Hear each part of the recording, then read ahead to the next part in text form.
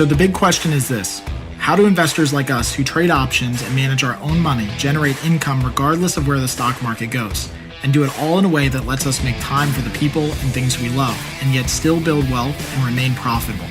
That's the question, and this podcast will give you the answer. I'm your host, Kirk Duplessis, and you're listening to The Daily Call from Option Alpha.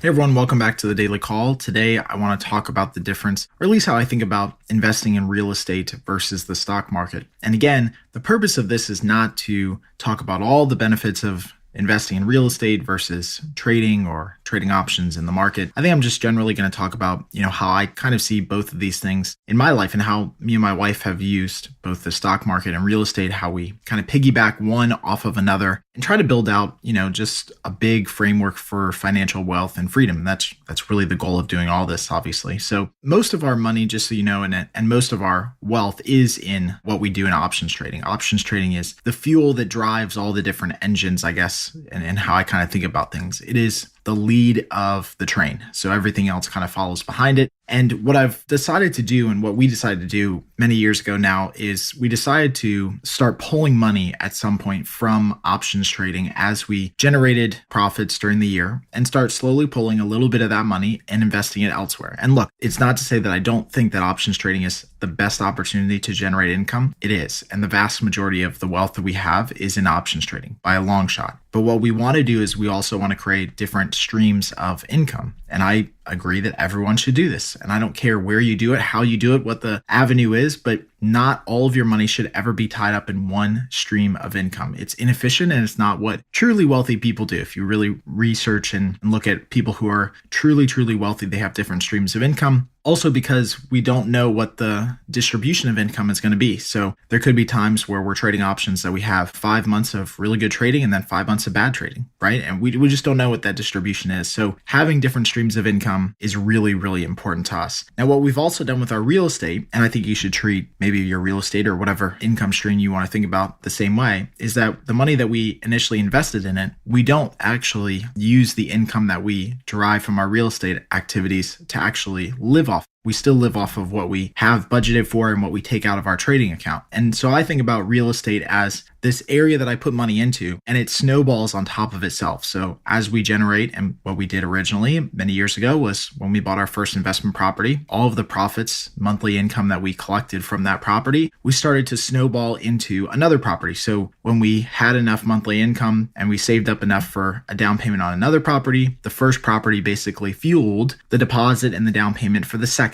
And then we started saving on 2 properties. And then that allowed us to buy the third property quicker, and the fourth and the fifth, etc. And so right now we're up to about 15 properties. We actually had a pretty busy end of the year in 2017. We had, some auctions. We're flipping 2 properties right now. So that's been busy, but it's all been self-funded and self-fueled by basically the first 1 and 2 properties. We haven't added to, this. It's all been kind of a self-fulfilling prophecy at this point, meaning the money that we put into it, we've recycled the capital over and over and over again. And look, it's taken time. I mean, we've been doing this now for about 8 years, so it's not like this has happened overnight. Please don't get me wrong in kind of talking about that. But the way that I think about real estate and how I like to look at real estate is, again, a supplemental thing to options trading. And what I love about real estate is it's obviously very consistent, though it has inconsistencies, just like every investing vehicle. We have times where, we have a property vacant or a tenant doesn't pay and we have to go through the eviction process. I mean, all that stuff is still relevant. And so we could have periods of, like right now, we have a lady that has been with us for 8 years and is perfect. I mean, she's just a wonderful person. She pays on time. She takes care of the property. She sends us holiday cards. She's the ideal tenant. And then we've got other people who,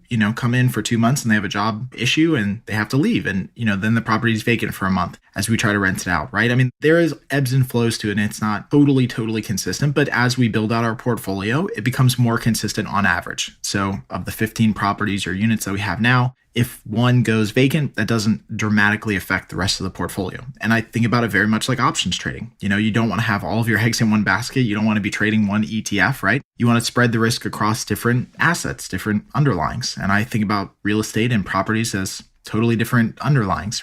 I think the leverage point, though, that real estate has is definitely in ROI. And so in most cases, we can generate a pretty good ROI on some of these investment properties that we buy. Now, although we're flipping 2 properties right now, which I think are just 2 good deals, and one we may actually just turn into a rental, The other stuff that we do, and most of the bulk of investing that we do, is long-term rental cash flow. So where we're at, even though we have properties in a couple different states, at this point, most of the stuff that we do is middle of the road investing. We're not buying $1 million properties by any stretch, but middle of the road investing and just trying to buy decent single family duplex, triplex type houses and generate a decent return on them. And so the good upside to that is that in most cases, you can get a pretty decent return on your capital. What we usually target is anywhere between 20 and 25% ROI. So if we put in a $20,000 deposit or a $10,000 deposit, we want to generate each year after cash flow, expenses, insurance, maintenance, repairs, everything. We want to generate 20 to 25% on that. And that means that we're more selective than maybe other investors might be. It means that we sometimes buy properties, a couple a year, and sometimes we had like 2016, I think we bought one property. So it's not like we are going out and buying properties every single month. We're very, very selective about it because we want to generate above average returns on our properties because we're going to hold them for a long time. Now, obviously, this leads to the biggest downfall to real estate, in my opinion, which is the ability to scale quickly. This is why I think that real estate has, in most cases, at least for me, has been put to the back burner. Although we generate cash from it and we, focus some of our time each month on real estate, it is not the full focus of what I do because it's very hard to scale. Scaling in real estate means you have to find a lot more good deals on a more consistent basis. That means building out teams and management companies, all that stuff that I don't necessarily think we want to do at this stage in our life, maybe later on, but at least right now we're managing everything by ourselves. We like that. It's not too much of a hassle. In fact, my wife really does this most of all, more so than I do because I focus on options trading and the website and the membership. She's really taken kind of the reins and focused on real estate. But I think that the scaling part of real estate is very hard. It's very hard to scale without then adding a lot of costs involved in scaling. The beautiful thing about the stock market and options trading is that scaling is easy. I mean, once you have more capital, it's just a matter of clicking an extra, mouse click to increase the number of contracts that you're trading. Scaling is totally more obtainable in the stock market and very easy without adding additional expenses, meaning you don't have to add extra people. The same person could trade a $500,000 account as they could trade a $5 million account. It's the same activities, it's just different contract sizes and just different numbers, maybe a couple extra zeros.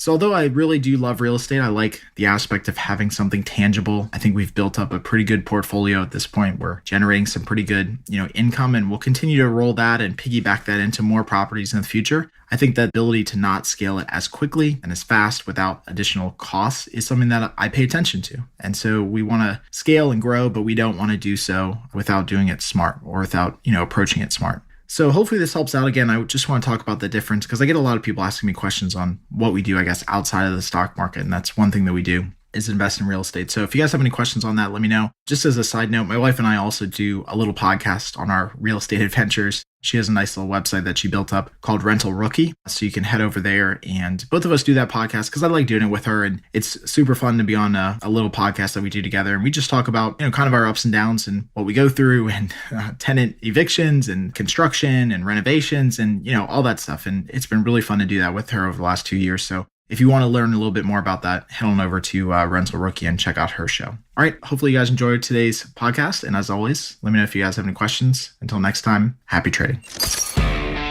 Thanks for joining us on the Daily Call. Be sure to subscribe right now for more daily options trading ideas, strategies, and tactics to help you learn how to place smarter, more profitable trades. And if you like what we're doing, don't forget to give us a rating and a review so we can continue to bring you the best daily content possible. We'll see you again tomorrow, right here on the Daily Call from OptionAlpha.com.